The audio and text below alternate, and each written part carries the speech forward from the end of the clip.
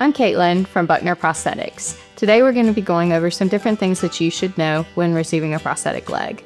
The first thing that we're going to talk about is a prosthetic shrinker.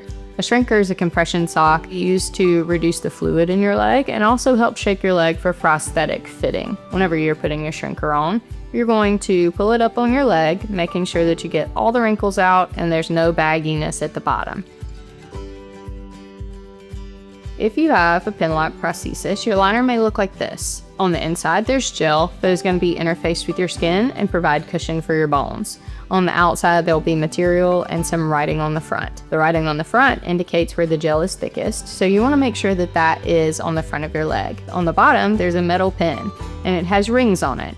These rings are going to engage with the lock at the bottom of the prosthesis. To put this liner on, flip it all the way inside out so the gel is on the outside, and then put the disc directly in the middle of the bottom of your leg. Then you're going to roll the liner up onto your leg above your knee, trying to make sure that there's no wrinkles in the liner.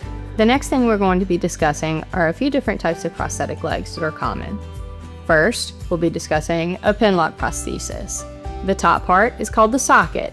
This socket is custom made for each individual person based on the cast-in measurements that we took at your initial evaluation appointment and then further modified after your test fitting.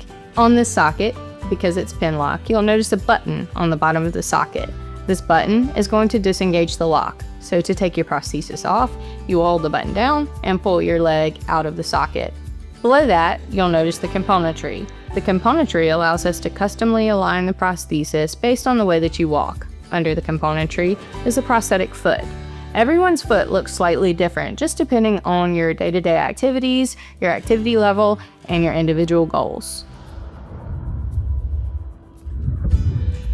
If you have a cushion or vacuum prosthesis, it'll still have gel on the inside and writing on the front, but you'll notice on the bottom that there's no pin and the bottom of the liner is soft.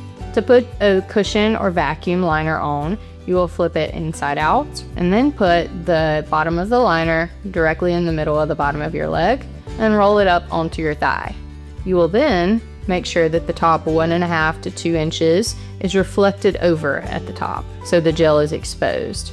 If you have a vacuum or suction suspension prosthesis, it will look much the same as a pin-lock prosthesis with the socket, and then you'll have the foot at the bottom and the componentry connecting the two. What you will notice is different is the external suspension sleeve.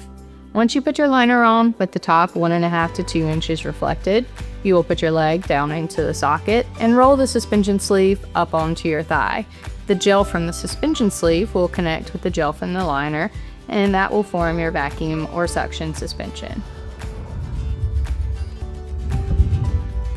Hopefully this video has been helpful, and if you have any further questions, please reach out to your prosthetic team. We're more than happy to assist you with any questions that you may have, or we can schedule you for a follow-up appointment in our office.